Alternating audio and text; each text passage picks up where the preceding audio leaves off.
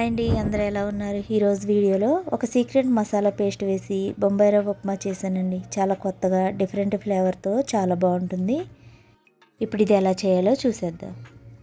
ముందుగా మసాలా పేస్ట్ని రెడీ చేసుకోవాలండి. అందుకోసం ఒక మిక్సీ జార్లోకి కొద్దిగా కొత్తిమీర, 2 పచ్చిమిర్చి, 1 ఇంచు దాల్చిన చెక్క, సన్నగా కట్ చేసుకున్న 1 ఇంచు అల్లం ముక్కలు, అలాగే కొన్ని కొబ్బరి ముక్కలను కూడా వేసుకుని నీళ్ళు వేసి మెత్తగా పేస్ట్ చేసుకోవాలి. తర్వాత స్టవ్ మీద కడాయి పెట్టుకుని 1 స్పూన్ ఆయిల్ వేసుకుని ఆయిల్ వేడయ్యాక 1 కప్పు బొంబాయి రవ్వను వేసుకుని మంటని లో ఫ్లేమ్లో పెట్టుకుని రవ్వ కలర్ మారేంత వరకు వేగనివ్వాలి. ఇలా లైట్గా కలర్ మారితే సరిపోతుందండి. ఇది వేగిన తర్వాత పక్కకు తీసేసుకోవాలి. అదే కడాయిలో ఒక 2 టేబుల్ స్పూన్ల ఆయిల్ వేసుకుని ఆయిల్ వేడయ్యాక ఒక 2 టేబుల్ స్పూన్ల పల్లీలను వేసుకోవాలండి. పల్లీలు వేగడానికి టైం పడుతుంది కాబట్టి ముందు పల్లీలను వేయించుకున్న తర్వాత పోపు దినుసులు వేసుకోవాలి. పల్లీలు వేగిన తర్వాత 1/2 టీ స్పూన్ ఆవాలు, 1/2 టీ స్పూన్ మినపప్పు, 1 స్పూన్ పచ్చిశనగపప్పు వేసి కాసేపు వేగనివ్వాలి.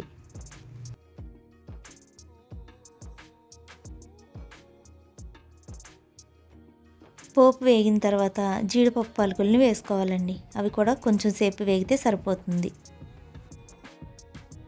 తర్వాత 2 రెమ్మల కరివేపాకు వేసి చిటపట్లాడిన తర్వాత సన్నగా కట్ చేసుకున్న ఉల్లిపాయ ముక్కలు, సన్నగా తురుముకున్న క్యారెట్, సన్నగా కట్ చేసుకున్న బీన్స్ను కూడా వేసుకుని కాసేపు వేగనివ్వాలండి.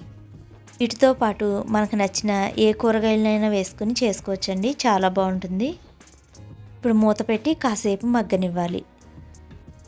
ఉల్లిపాయలు, బీన్స్, క్యారెట్ ఇలా మగ్గిన తర్వాత ముందే మిక్సీ పట్టి పక్కన పెట్టుకున్న పేస్ట్ని వేసుకోవాలండి.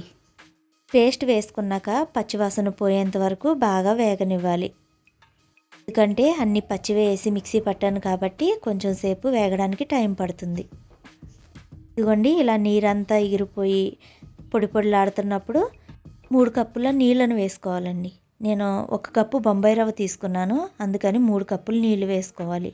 నీళ్ళు వేసాక రుచికి సరిపడా ఉప్పు కూడా వేసుకుని మూత పెట్టి నీళ్ళను బాగా మరిగించాలి. నీళ్ళు ఇలా మరుగుతున్నప్పుడు ఫ్రై చేసిన రవ్వను వేసుకోవాలి.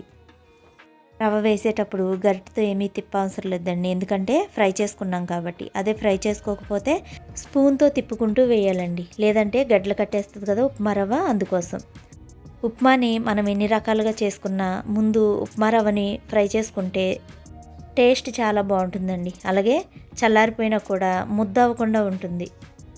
ఇలా ఉప్మా బాగా దగ్గరికి పడ్డాక లాస్ట్లో ఒక 2 స్పూన్లు నెయ్యి, అలాగే కొంచెం కొత్తిమీర కూడా వేసుకుని ఒకసారి కలిపి స్టవ్ ఆఫ్ చేసుకుంటే మనకి ఉప్మా రెడీ అయిపోతుంది. కొంచెం టైం పట్టినా ఇలా చేసుకుని తినండి, చాలా బాగుంటుంది. మీరు రెగ్యులర్గా తినే ఉప్మాకి దీనికి చాలా తేడా ఉంటుంది. నచ్చితే ఇలా అయినా తినొచ్చు, లేదంటే ఏదైనా చట్నీతో అయినా తినొచ్చు, చాలా బాగుంటుంది. మీరు ఎప్పుడూ తినని డిఫరెంట్ టేస్ట్తో ఉన్న ఈ ఉప్మా మీకు నచ్చినట్లయితే మా ఛానల్ని సబ్స్క్రైబ్ చేసుకోండి. ఇప్పటి వరకు వీడియోని స్కిప్ చేయకుండా చూసినందుకు చాలా థ్యాంక్స్ అండి.